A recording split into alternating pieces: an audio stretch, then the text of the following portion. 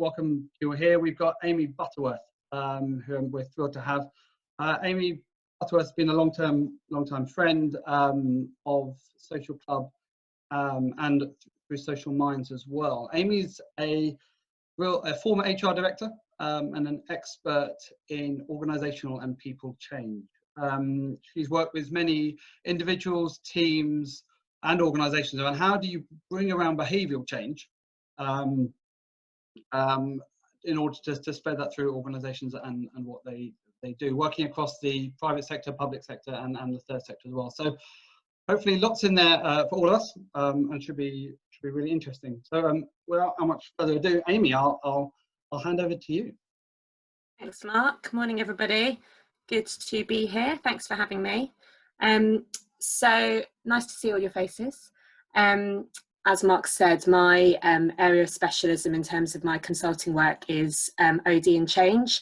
And this morning, thought we would take some time to think about how we can really support our people to thrive during this period. So starting, I guess, with some of the kind of learnings from neuroscience, we'll take a look at how our brains deal with change and uncertainty, and then have a think about what that means in terms of how we can manage this better, both for ourselves and also for our teams in your leadership roles. And what I'd really like to do this morning is talk in the context of right now. So 7 weeks into lockdown in the UK, or 7 and a bit weeks into lockdown in the UK, and help you think not just about coping and supporting your people to cope, because you have been doing that and are continuing to do that, but also actually how you can help your people to thrive both now and with a longer term view. So thinking about a little bit about how we take the lessons from this period for when we eventually do exit lockdown. So that's kind of the topic of what we'll chat about this morning. I'll talk for a bit. And then I'll pose a couple of questions for you to think about. We'll probably split you into small groups and get some discussion going, because I would be really interested, and I'm sure you would, to hear what your colleagues in other organisations are already doing, and to share some ideas. And then I'll bring everyone back together to share your thoughts and reflections, and then we'll have some time for further questions at the end. Okay, so without further ado, you should all be able to see my slide deck in a moment. Let me do that now. Okay. And sorry, so if you want to ask questions as we go, that's absolutely fine. I've got the chat open, so you can type a message in there. That's probably easiest. There's not a huge number of us on the call this morning. So so go for that, and I will answer as we go, or let you know if we're going to cover it in a moment. So feel free to jump in. Good. Okay, so let's start then by taking a look at how our brains deal with change and uncertainty. And many of you will be familiar with the concept from neuroscience, which is that our brains experience many social threats and rewards in pretty much the same way that we experience physical threats and rewards. So by that I mean, whether you are experiencing a social threat or some physical pain, it's often the same centres within your brain that are affected. And so in terms of social threats, such as change and uncertainty, our natural human response at a brain level is still fight or flight. And the other thing that neuroscience tells us, which is relevant here, is that our experience of a threat as a human is usually a lot more intense and a lot more common than our experience of a reward. So we're kind of pre-wired to take more notice of physical but also social threats. So that could be injuring ourselves, or it could be a workplace dispute or disagreement, or a disagreement with colleagues or family members or whatever. So this is, I guess, a kind of evolutionary advantage, because we are hardwired to spot those threats and to take notice of them. But it does mean that they loom particularly large for us. And this happens at a kind of subconscious level as we're going about our daily lives. And the impact of that is that our ability to make decisions, to solve problems, how well we can collaborate with others, is generally reduced by a threat response. So that can obviously negatively affect our performance, and if it continues over a sustained period of time, it can negatively affect our health. Okay, so they're the kind of key concepts from the neuroscience literature, I guess, which I think are relevant here, and particularly when we're thinking about this time of great change, great uncertainty that touches kind of every area of our lives. You can see that actually those threats are going to loom large, and that impact on our ability to perform can be very real. And I'm sure some of you may have experienced that for yourselves, but certainly I'm sure we'll have experienced it within your organisations. So what I've got here is a little picture that summarises these kind of two neuroscientific principles, if you like, and it's borrowed from David Rock, who, again, some of you may have come across. He is the head of the Neuro Leadership Institute in the US, and he's written a book which, if you're interested in this sort of stuff and you haven't read, I would really recommend to you. It's called Your Brain at Work. And it is a very engaging look at how some of these learnings manifest themselves in the workplace. But what we're doing in this picture is summarising these neuroscientific principles into a single model, which David has called SCARF. And SCARF is an acronym for 5 different domains of life in which we interpret social behaviour. Okay, and they're listed there. So status, certainty, autonomy, relatedness, and fairness. And in many scientific studies, these are the 5 domains which have been shown to activate those same circuitry in our brains that physical reward or pain activate. So in terms of what they mean, status is about our importance relative to others. Certainty is about really whether or not we're able to predict the future. Autonomy is about control, so what sense of control we have or we feel over events. Relatedness is about a sense of belonging or safety with other people. And fairness is how far we perceive something to be fair or equitable, or our kind of treatment in comparison to others. And those are the 5 kind of domains of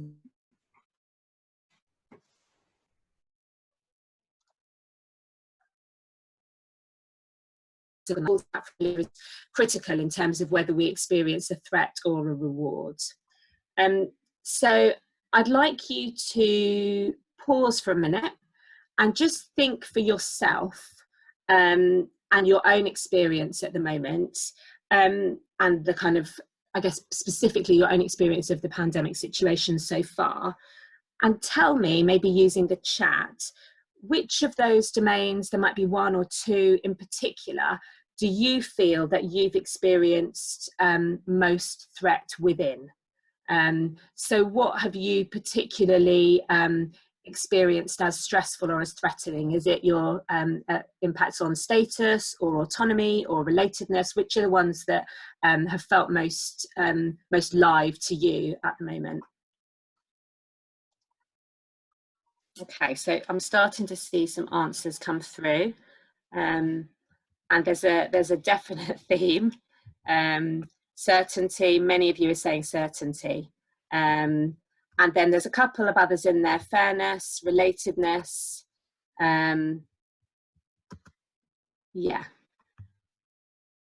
There's a large number there for certainty, as I think many of you can see. But yeah, there's a couple that are relatedness as well, and 1 or 2 for fairness. And I think that's quite common. So I think that you know, typically, regardless of your situation, the 3 domains that are particularly threatened by the current situation are certainty, autonomy, so the amount of control you feel you have, and relatedness. So the present situation is massively uncertain for everybody, and you're likely to have, for most people, a hugely reduced sense of control or autonomy just about your daily life. let alone anything else. And then this is also coupled with an inability to connect with the people that we care about the most, which threatens our level of relatedness. So for those of you who were thinking about the other domains, fairness and certainty, definitely there are things in there that may well threaten those. So for example, in terms of status, the furlough scheme can be a big threat to people's status. So if you've had the experience of putting people on furlough, you may have had some reactions relating to people really experiencing this as a threat to their status within the organisation. In terms of fairness, people may feel that you know, people who have caring responsibilities or are trying to homeschool or have other things going on might feel that it's unfair that they're still being expected to deliver at work, or conversely, their colleagues may feel that they're getting too much slack. But I think that certainly certainty, autonomy and relatedness are the three that probably the majority of people will be able to relate to and will experience threats within in terms of the current situation. Equally, it's worth saying there may be some rewards. So I mentioned that, you know, as we go through our day, we're experiencing threats and rewards in all of these domains. And as I was preparing for today, I was having a think about what those rewards might be. And I guess, you know, for some people, there's no commute, or for many people, there's no commute now, and maybe they are seeing more of their kids, maybe they're seeing more of their partners. For some people that might be a reward. For other people maybe more of a threat, but there are things that are and that would be a reward, for example, in relation to relatedness. So it may be that people are building stronger connections with the people that they live with. You know, certainly I've had the experience of jumping on Zoom calls with friends in other countries that I rarely speak to, and that's been a reward in terms of relatedness. But you'll remember that I said at the beginning, we are pre-wired to notice these threats more than we notice the rewards. And I think in the literature, it's something like 7 or 8 rewards typically are needed to balance out one threat. So you can see when you're thinking about the situation as a whole, that there's a high likelihood here that for many of us, we're spending a reasonable proportion of our day or our week experiencing a large number of social threats at the moment. And so, you know, this is the reality of the situation. We're now approximately 7 weeks in, as I said earlier. Our initial coping strategies have moved for many people into some sort of routine of sorts. We're all familiar with Zoom calls, we're all familiar with how we keep our distance from people when we are working with them face-to-face or seeing them face-to-face.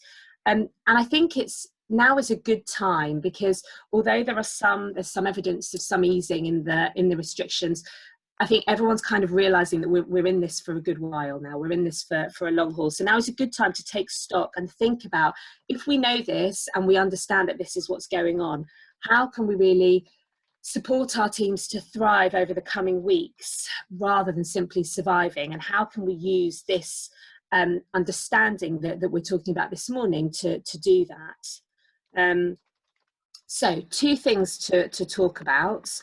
And as I said, in a moment, I'm going to get you into groups to talk about this. But the first thing, and it's important to cover, is taking care of yourself. Now, I know there's a lot of information out there right now about, you know, really good tips for self-care, for ensuring your well-being.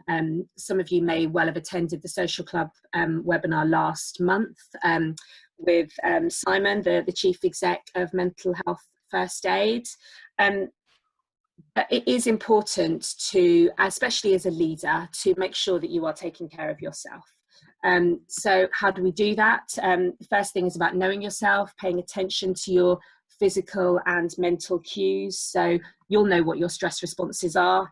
Don't ignore them. If that's struggling to sleep, if that's heart racing, whatever that might be, if you're more tired, more irritable, you know, don't ignore those cues. Don't write them off. Pay attention to them. And if you think that there is a kind of extreme stress situation or a significant stress situation, have a think about what factors are at play here. So what is it that's sending you into this stress spiral? So that could be too much time watching the news. I know that was a big issue for people at the very beginning of this situation. It could be having to share difficult messages with your employees. It could be feeling you're constantly needing to be available for other people. So it's about identifying these, where possible, trying to reduce them, but also aiming to try and balance out that threat and reward. So trying to add some positive or proactive experiences for yourself as well that are going to buffer that experience slightly. So that might be making time to focus on things that you find particularly rewarding about your role. It might be connecting with people outside of work, whatever it is that works for you. And again, I'm sure, you know, you're all experienced leaders, so I'm sure you already have techniques for this, but again, recognize that in the moment, you may need to use whatever techniques are working for you if you work for you, if you are feeling overwhelmed. So that might be a mindfulness break. It might be a bit of meditation. It might be going for a walk or a run. It might be counting to 100, whatever it is that, you know, whatever techniques work for you. Again, just pay attention. Don't write the feeling off, and make sure that you're taking care of yourself. Because the reality is that the stress of this situation affects leaders and team members alike. And that actually for you as leaders, the best way to look after your team is for you to be in a good position yourself as far as possible. So that's the first thing to say. And I've then got some specific thoughts about how we might reduce the threat experience and help our people to thrive. So I'll just pause for a minute in case anyone has any questions before I move on to that. And if not, I will go on. Okay. So what I've done here is pull out 3 kind of highlights that I think are worth considering this morning, to think about how we can reduce that threat experience and help our people to thrive. So what can you as leaders do to help your people in the current situation deal with the challenges that it presents, but also come up with some new ways of working that are going to be beneficial in the longer term? And what I've done is tried to link them to the domains that we've been talking about already. So lack of certainty, pretty ubiquitous at the moment, and likely to be a major barrier for people thriving in the present environment. Uncertainty actually induces more stress for people than knowing that a bad outcome is going to happen, which isn't great when we think about all the unknowns that there are at present. And as a leader, it's really important to do what you can to create certainty, but recognise that at the moment that's possibly quite challenging within the wider picture of uncertainty that surrounds us. So what I've pulled out here is about how we communicate. So whenever you are communicating with your people, either individually, in groups, and this applies from kind of board level down to your frontline teams, design your comms with certainty in mind to try and provide what certainty you can. And where it's impossible to be certain about things, so about you know, when you're going to come out of furlough, or long-term impact on job design or organisational strategy, the key is to focus on clarity, because in the absence of certainty, really clear messaging can help people experience a reward in that domain of certainty. So being clear about when you're going to let people know, that's obviously a really basic rule of communication, but is really important to remember in this constantly moving environment. Being clear about what the possible options are for people, being really specific and sticking to the timeframes that you've given is likely to reduce people's stress in the interim between, you know, the comms now and the date that you've given them. And we'll talk a bit more about comms in a moment. The second technique or way that I've pulled out here is about trying to give people a sense of autonomy, which is obviously massively threatened. Our control's massively threatened at the moment. So think about how we can offer autonomy over how and when work is done. So flexibility for your teams, giving people options, encouraging your managers to do the same thing. And you know, with many people working remotely and juggling responsibilities, an obvious thing to do is think about what autonomy you can give people over their schedule, but there'll be others as well. And then finally, make opportunities to connect. So that will increase the relatedness. And we'll talk in a bit about this, but thinking about what are appropriate opportunities to connect, and recognizing, as I said, we're now 7 weeks in, and how we connect and relate to people may need to change now that we're in this for a longer term period. So let's talk about those three, and then I'm going to ask Mark to split you into groups, and I'd like you to share your own kind of thoughts and ideas and get some discussion going. First of all, let's think about comms in relation to uncertainty and increasing clarity. And what we do in times of uncertainty is we seek out information, and our brains are programmed to do this so that we can try and make predictions about the future. And obviously that's really tough to do at the moment. And it's deeply unsettling for us when we can't get the information that we require. So all of your best practice messaging that you know and probably already apply is 10 times more important here. And that's that first bullet point there. So being clear, being consistent, making sure your comms is two-way, frequency, all really important. It's also important, and particularly for you as leaders, that the tone of your messaging is hopeful about the future whilst remaining realistic. And I'm sure that's a balance that many of you are treading in your day-to-day roles. But demonstrating some optimism about the future can really reduce the level of anxiety for people, and because it helps people start to try and predict, try and build a picture in their brains that's a bit more resourceful, that's a bit more future focused, and that's really important for keeping people focused and for helping people's performance, helping people to thrive. Discuss and acknowledge how people are feeling. And again, I'm sure many of you have been doing this already. Again, as we are finding ourselves in this extended period of lockdown, there may be different opportunities for you to do this. So definitely in one-to-ones, checking in with people, as I'm sure many of you are doing. But I know in some organisations, leaders are doing a check-in at the start of meetings, just giving people the opportunity to share their kind of current state and articulate that to colleagues, and they're kind of mandating that throughout the organisation. That might be something to consider.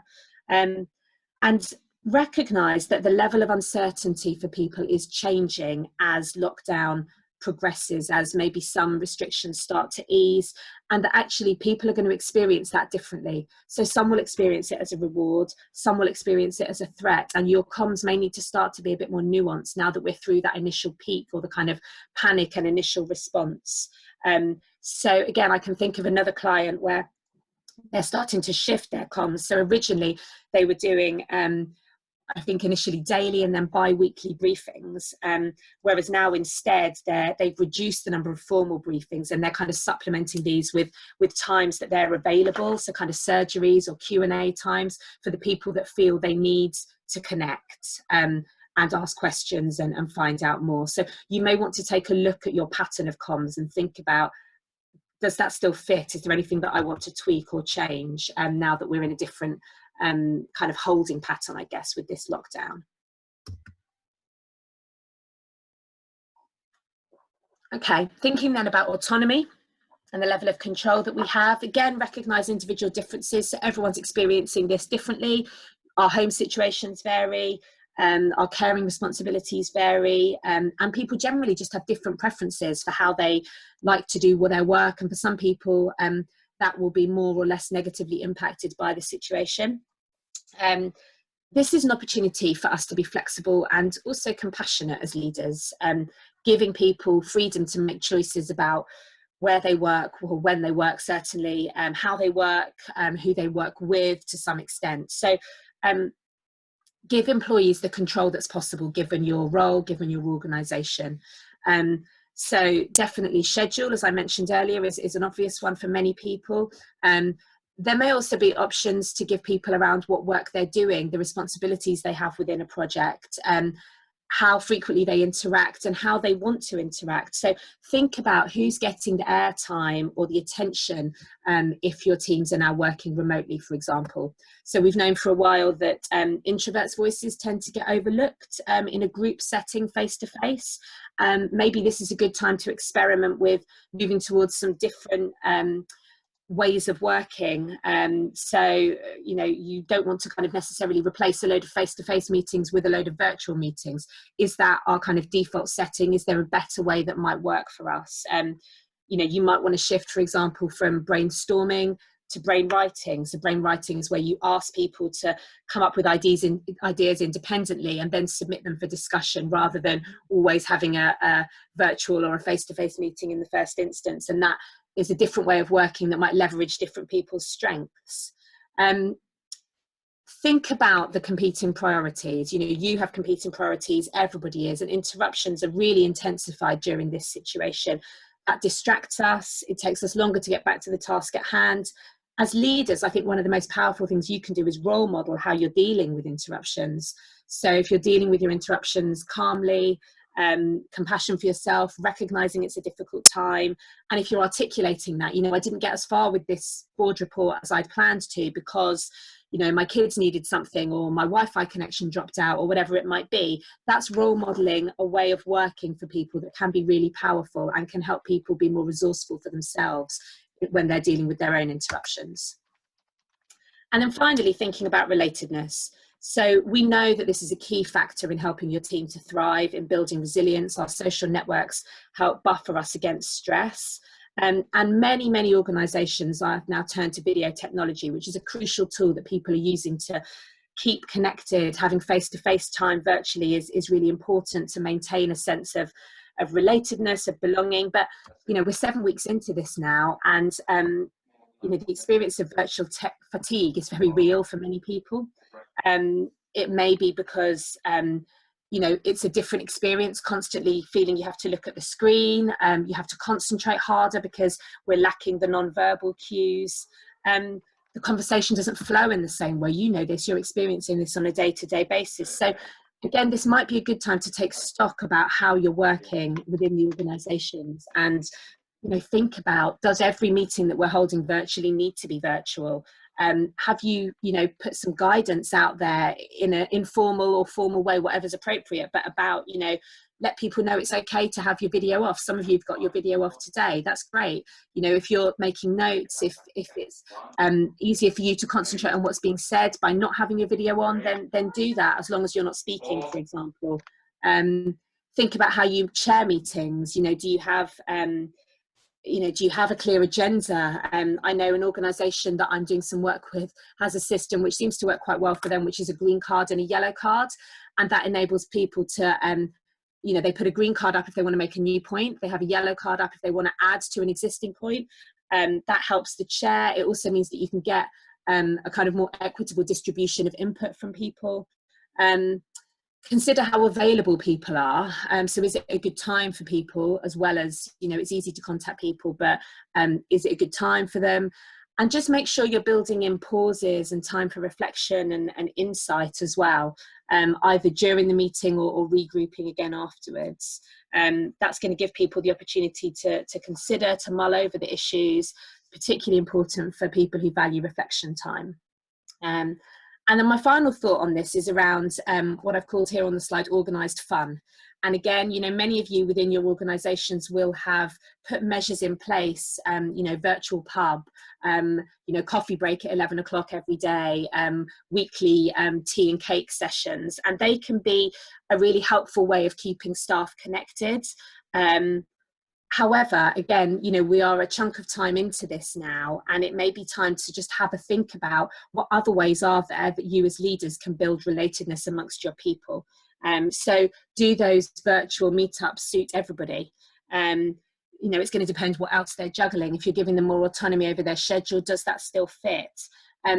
Have a think about, and some of you will be familiar with this concept of weak ties, but there's been some interesting blogs written recently about one of the kind of elements of relatedness that we're missing at the moment is those weak ties. So those conversations we might have during our commute, when we're buying a coffee, in the kitchen, at work, which are informal, don't have a particular agenda or structure. They're simple interactions, but they give us this sense of belonging to a wider society or community. And under lockdown, there's evidence that that's something that we're really missing. So for you as leaders, you know, maybe you can start reaching out to people in a slightly different way and encouraging your managers to do the same. borrowing from that concept of weak ties. You know, it doesn't always have to be a 45-minute you know, meet up on Zoom. It could be a quick text message or a quick WhatsApp, a quick hello, or maybe sharing, you know, a memory of something that happened previously that was positive, or, you know, nostalgic, a flashback, quick and spontaneous interactions that don't necessarily require a response, but will help people feel that they're connected and are valuable in building relatedness. So there might be some more innovative ways that you can build connectedness that are opportunities for you now in the coming months. And the other thing I would say is ask your teams about what they would most value. And if you haven't done that already, now might be a good time to take stock and reflect on, you know, how are we experiencing these new ways of working, whether that's through some sort of little survey or discussion group, or you already might have a forum to do it within, but that will give you some useful insight on what people want more or less of, that will help guide your approach moving forwards. So there's been quite a lot of kind of different ideas that I've thrown at you there. Some of them will have landed, some of them won't, some of them you'll already be doing. And maybe you're starting to consider how well are they working, what are they achieving for your organisation. Let's give you an opportunity now to think in smaller groups, have a discussion about how this is working. So what are you already doing that's helping you, that's helping your people thrive at the moment? And what new or different ideas do you have to help reduce the threat that people are experiencing? And I've just seen a question that's come in from Tracy, so just let me take that. So what do you do if the team doesn't want to do anything different? They don't want to connect and they just want to have head down and work.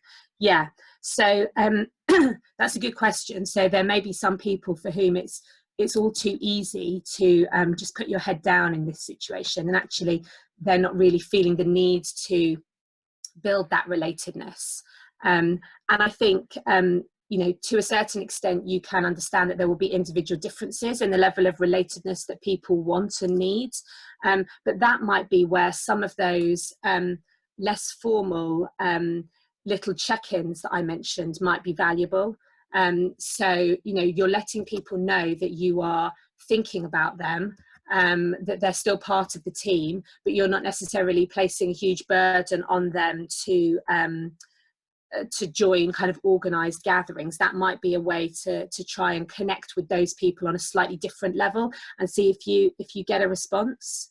That might be something to think about. And other people may have other ideas as well. So Mark, shall we split people into groups? And you know, really just the point is just to have a chat about what you're already doing and any ideas that have occurred to you as we've been or I've been talking this morning and you've been reflecting, and then we'll get the groups to come back and share some thoughts. Sure. Yeah. Do you want to assign a particular element to each group, or are you just going to let the three groups do it? So let's go for group one, have a look at certainty. Group two, have a look at autonomy or control, and I'm just putting this on the chat as well so you've got it to refer to. And group three, have a look at relatedness. So if you split people into three groups, so I'm just making sure that's going to everybody. Okay, no worries, Susanna, thanks for letting me know. Yeah, if you split into your groups and just maybe take 10 minutes to just have a quick sharing of ideas, and then I'll get people back into the main room. Great, thank you very much, Amy. Really appreciate that. Lots of good stuff in there, plenty to think about, and I'm sure that we could, as you say, you could have spoken for a lot longer in terms of sharing ideas. But time is coming up. We're coming up to nearly 10. Amy, I'm going to go back to you for one final point to leave us, as we tend to do here. Ask our leaders to give us one takeaway. As you're thinking about that, just to remind us, 3 events coming up. We've got the Friday download tomorrow for CEOs. Wednesday the 20th, we've got David Taylor, author of Naked Leader, on Wednesday the 20th, and then Aidan Dunn, who's the leader of the Gold Command in Dorset, talking about the shape and the future of public services. It's going to be on Thursday the 28th of May. But Amy, give us a final takeaway as people get back to their work. Sure. So I think now is a good time to take stock, to think about, we're through that initial rush of the first few weeks. Think about how your approach, you might want to refine it or adapt it, because I think how you role model and support your people now and through this next period will really set them and the organisation up for success as we come out of the lockdown situation as well. So that's what I'd leave you with. Brilliant. Thank you very much, Amy, and to everyone, goodbye and take care. See you next time. Thank you all. Good day ahead. Bye.